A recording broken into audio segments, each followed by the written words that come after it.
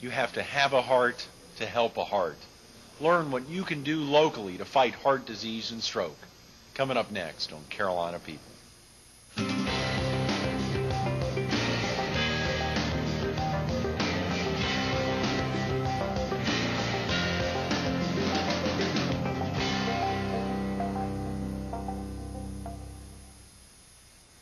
Good morning.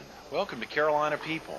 This morning we're at the Smith University Center, Francis Marion University, the site for this Saturday's PD American Heart Walk.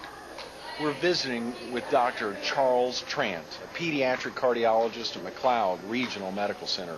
Good morning, Dr. Trant. Good morning. Thanks so much for getting in with us this morning. So many activities going on, getting ready for this Saturday's walk. It's been obviously the preparations 12 months beforehand, and very excited to be out here this Saturday. Yeah, I'm very excited about it too. The staff at the American Heart Association has been incredibly busy, and they've done a tremendous job putting together this walk, putting together all the work that has to be done to make this event a success. They are crackerjack, absolutely. About yourself, Dr. Trant, are you originally from the area? Actually, I'm originally from Pensacola, Florida, and after I finished my undergraduate work at the University of West Florida, I spent some time at the University of North Carolina in Chapel Hill in graduate school. Great. Then I went to East Carolina University for medical school and was there for 4 years. And then came back to the middle part of North Carolina to do my pediatric training and pediatric cardiology training at Duke. Great. So that makes it a little bit harder in basketball season because I'm a Duke fan and a Carolina fan. It gets a little tough there sometimes. Absolutely. And then after that, I came here to Florence. There was really no pediatric cardiology practice here in Florence, and the doctors around here really needed the help, so they recruited me to come in and to develop this practice, and I've been here about 8 years. You've been in the PD area for 8 years now? Yes, sir. Yeah. Do you help, since pediatric cardiology is a specialty, do you help other area hospitals or help other folks in smaller offices? Sure. I'm primarily on staff at McLeod. That's where the bulk of my patients are, but I also go to Carolina's hospital system here in Florence to do consults. I also get patients from a lot of hospitals around here, from Kingstree, from Loris, from Cheraw, all over the 13 counties of the PD region. I get referrals all the time. I'm sure, absolutely. And have you personally been affected, an immediate family member or nearby relative with heart disease or stroke? Sure. Heart disease is very common, and it affects all of us one way or another. Both my grandfathers passed away from heart attacks. My father was born with a heart problem. I fortunately have not had any heart problems yet, but with my family history, you never can tell. So I have to take good care of myself just like everybody else does. Mm-hmm. What do you think prompted you to pursue a career in pediatric cardiology? When I was in medical school, one of the things we do in our third year is we go through all the different rotations, internal medicine, pediatrics, OB, things like that. And when I was on my pediatric rotation, I just fell in love with the kids. It was something that I loved doing and also seemed to have a bit of a flair for it. So it was a great place for me to go. But I realized pretty quickly that general pediatrics was not really where I thought I was needed. So I was looking at all the different specialties. What I was looking for was an area that had a lot of high tech, but also had the continuity of being able to follow these children out for their whole lives. And pediatric cardiology gave me that avenue.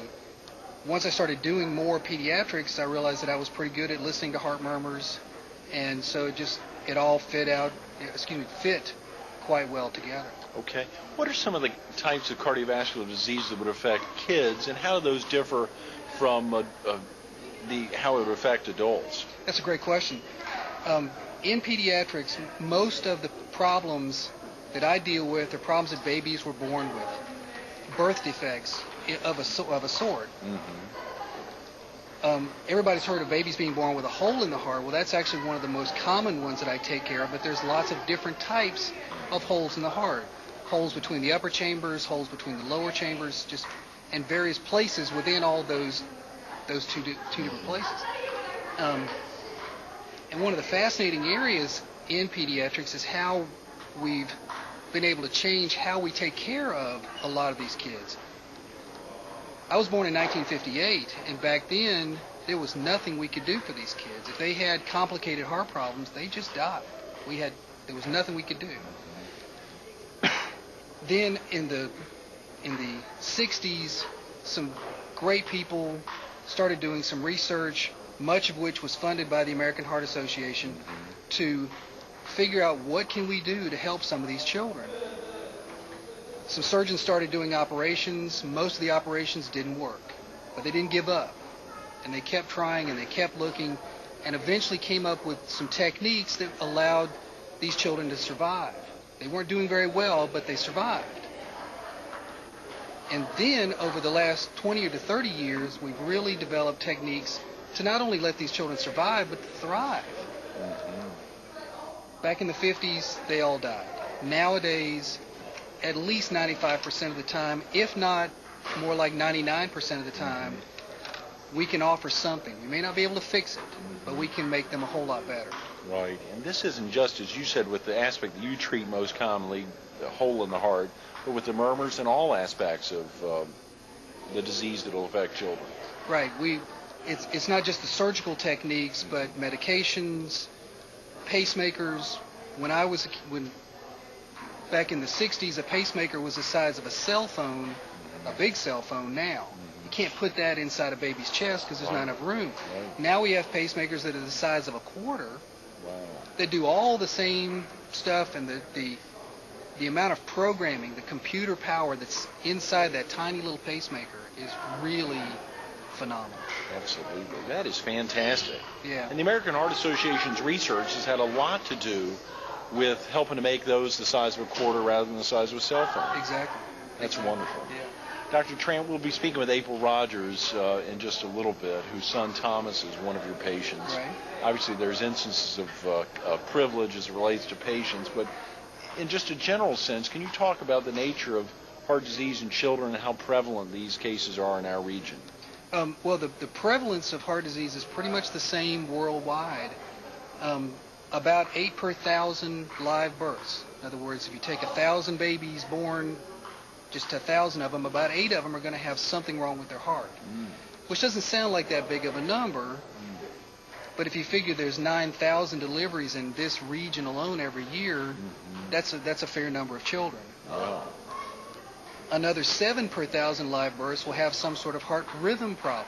Beats too fast, beats too slow, those type of things that require treatments of a variety of things, including those pacemakers we just talked about. Even in the tiniest little newborns, sometimes they require pacemakers. So when you add all that together, that's about 1.5% of the population is affected by some form of heart disease in children.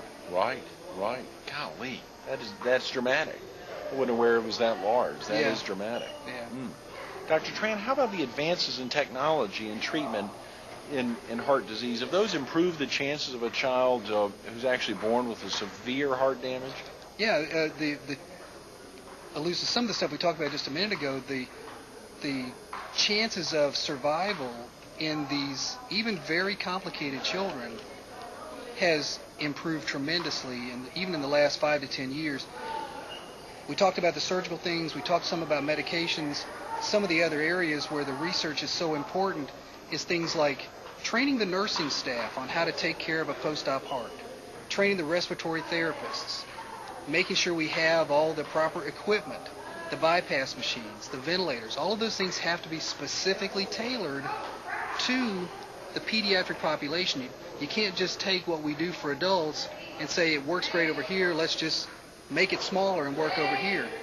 We tried that, and it didn't work. It worked very badly, and so we didn't have to start from scratch, but we did have to figure out what's different, how can we make this better, and that kind of research, as everybody understands, is very expensive, and that's where the donations to the American Heart Association are so important. Yes, very definitely. This Saturday's walk, or just making direct contributions, or the Heart Ball, or just getting out there to support and to build the name of events like this.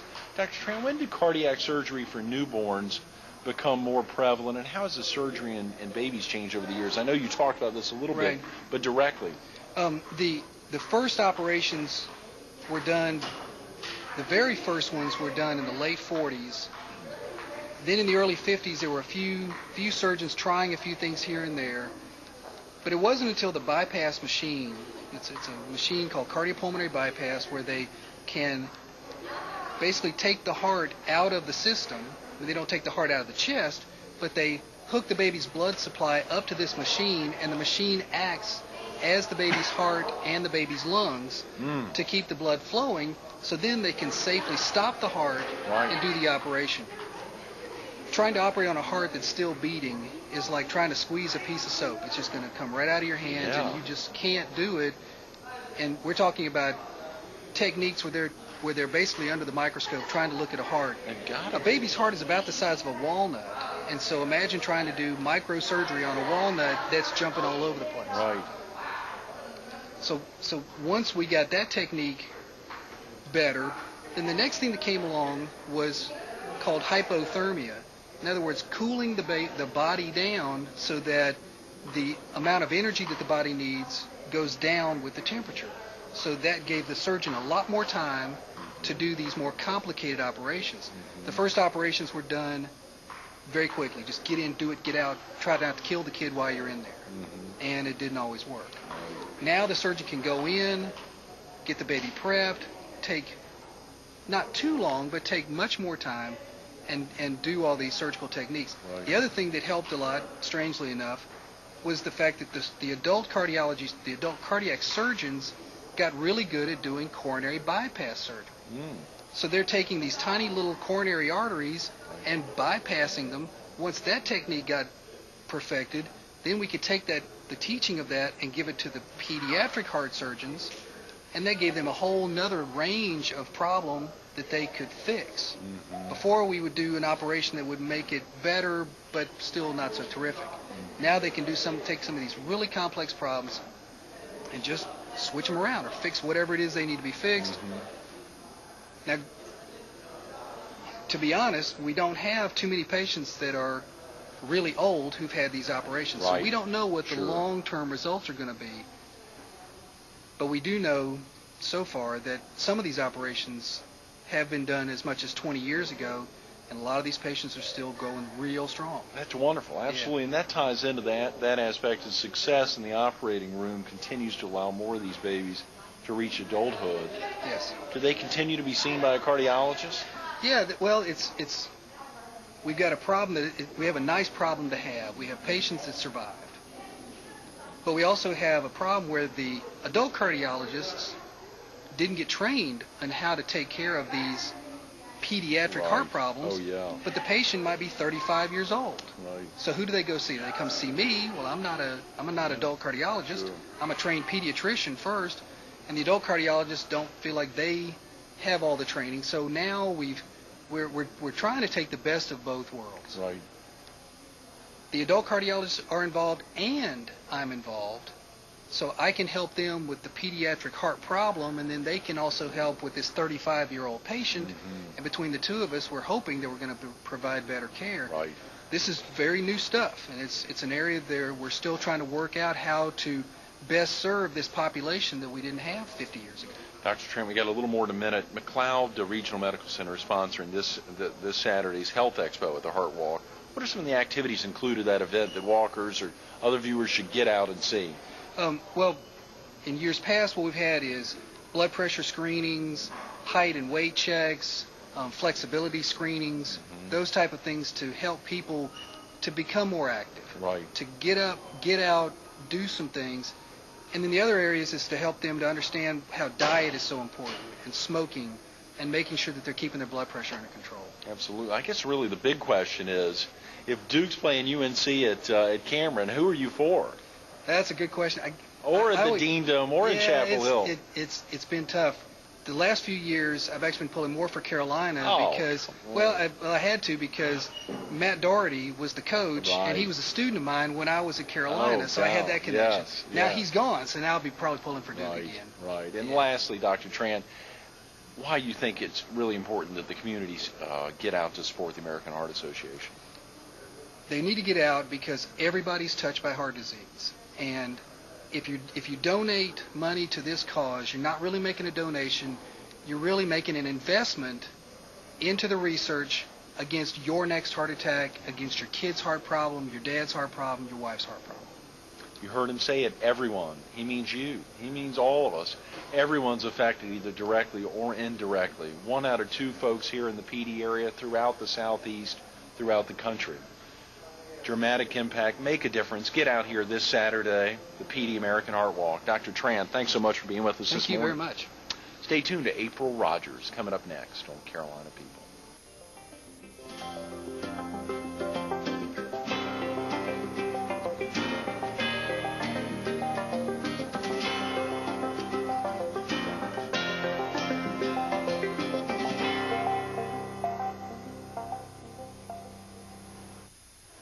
Good morning.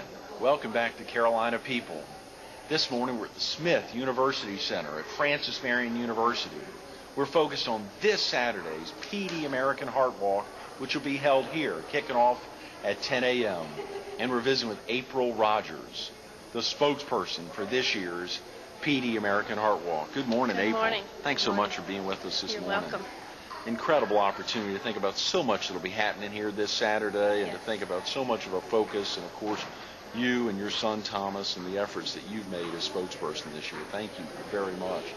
Are you and your husband Casey originally from the area? My husband is from Lake City, and I'm from a little town on the other side of King Street called Salters. Great. That's in Williamsburg County. Right. Golly. And did you attend school here in the area, April? I attended Williamsburg Academy, and I actually attended Francis Marion when I graduated. Did you? Yes, I did. So this is old hat. You've been in the University Center before. Quite a few times. Well, this is new to us, getting up here. It's very exciting to think we've been at Francis Marion many times, normally over there near Fred Carter's office. Mm-hmm. But this University Center is fantastic. It is. It really is. You have a special reason, obviously, this year to participate in this Saturday's PD American Heart Walk. Can you share with the viewers a little bit about how the American Heart Association and its research has made a difference in your life? 2 years ago, my son was born with a congenital heart defect known as hypoplastic left heart syndrome. And what that is the left ventricle of his heart did not develop. And that is the oxygen-carrying portion of his heart. So he had to undergo surgery at 1 week old to have that repaired. And the surgery was a 3-stage surgery, supposed to be. His turned into 5 because his second one didn't work. But what it is they, over time, as he grows, they reroute the valves in the heart, and they reroute the chamber and everything to supply oxygen to his lungs. The blood-carrying portion of the oxygen to his lungs. So April, you said it was supposed to be 3, and it's actually 5? Right. 5 different surgeries? Right.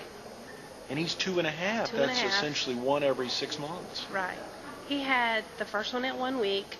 He had the second one at 4 months, which was supposed to have been done at 6 months. He also had an atrial septum defect, which was actually a hole in there that was closing up, and they had to go in and enlarge it. So we had to move his surgery up from 6 months to 4 months, and it just didn't work.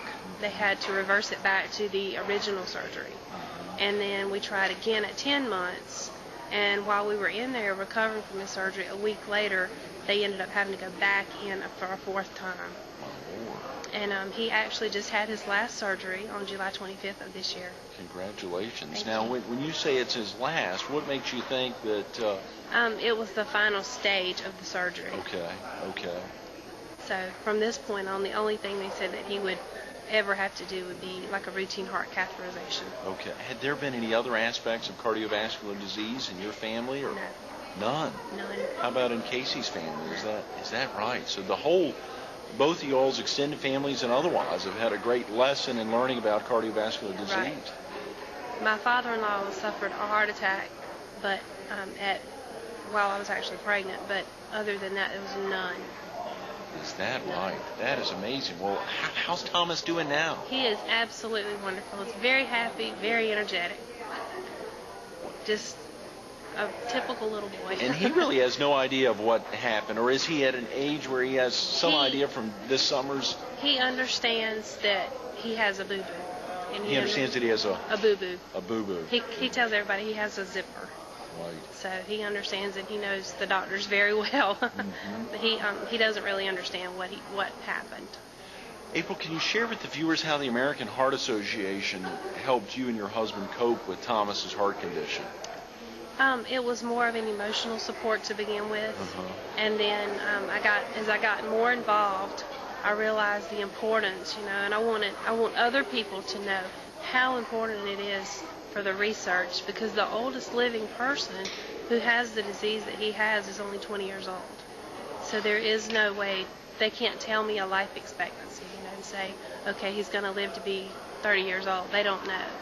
Wow. So, it's just so important for the research and the funding of this research and education to get it out there, to find out what can we do to help, not only the older adults that are, for just a heart attack, but also kids who are born with these diseases, and babies who are going through this at just days and weeks old.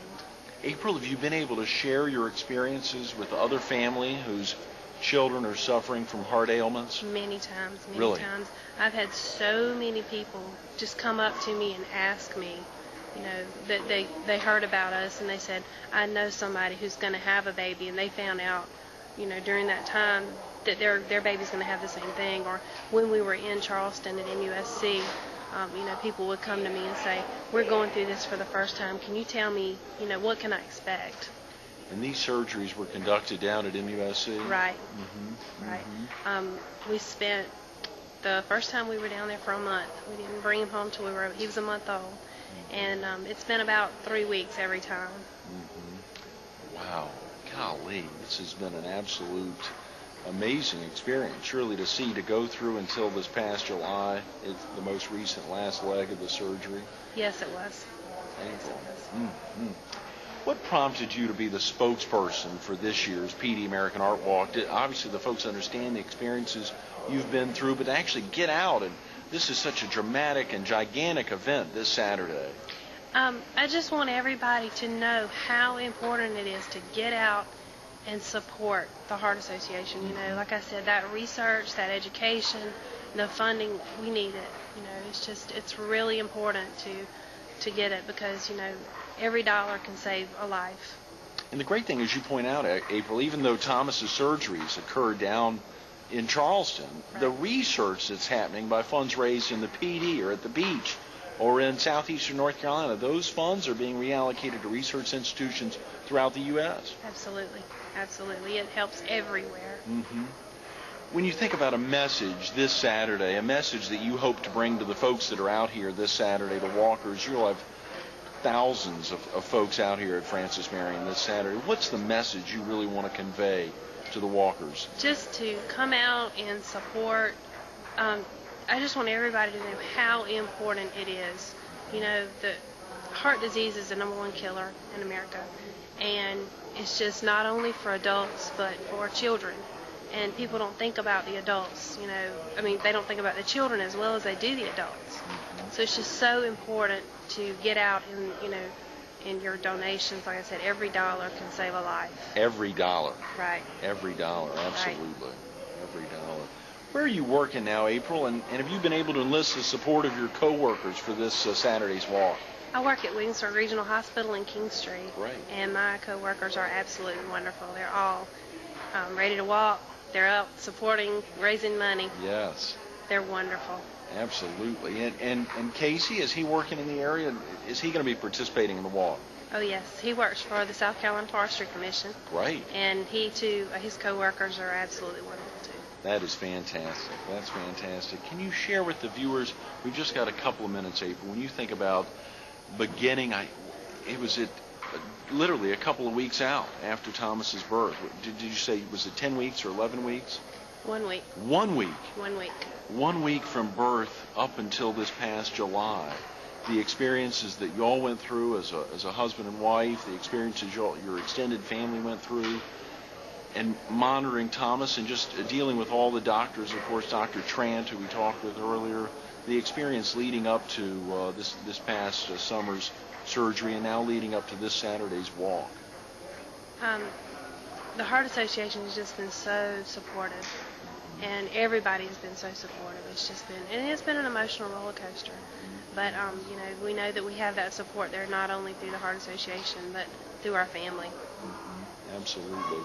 And if there was one last thing that you could say to the walkers as it relates to, you said every dollar, that aspect, but as to just the basic aspects of getting out to walk, that is something that is that needs to happen. Exactly. It's a beautiful campus. It's a beautiful walk. It's a perfect time of year. And it's just, I just can't stress how important it is to get out, support the Heart Association. Get out, walk in memory of somebody, walk in honor of somebody. Just get out and walk, just to be walking. You heard her say it. The message is clear. Get out here. Francis Marion this Saturday. Registrations from 8:30 to 9:45. The walk's at 10 o'clock. Surely being out here, the walk-in aspect, and being with others who are helping to fight heart disease and stroke on a daily basis. April Rogers, thanks so much for being with us this morning. Thanks so much for Thomas's great strength. Thank you. Stay tuned to more Carolina People coming up next.